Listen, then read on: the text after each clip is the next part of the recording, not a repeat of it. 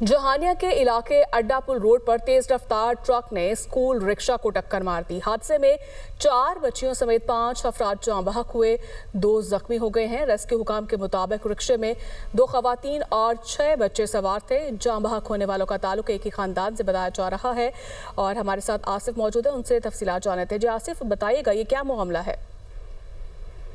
जी, जहानिया अड्डा पुल में 114-10 के करीब तेज रफ्तार टालर रोड पर खड़े मुसाफिर रिक्शे पर उलट गया। रिक्शे में मौजूद 4 बच्चियां, 2 खवातीन टालर के नीचे दब गईं। रेस्क्यू ने इमदादी कार्रवाइयों के बाद ट्रक के नीचे से 4 बच्चियों और 2 खवातीन को निकाला।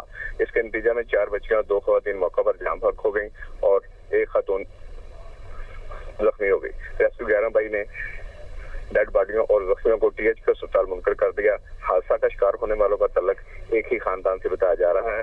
ये खानदान रिक्शा में सवार होकर मुल्तान से टिब्बा सुल्तानपुर ठीक है, जख्मियों को अस्पताल मुंतकिल कर दिया गया है। बहुत शुक्रिया आसिफ जावेद आपका।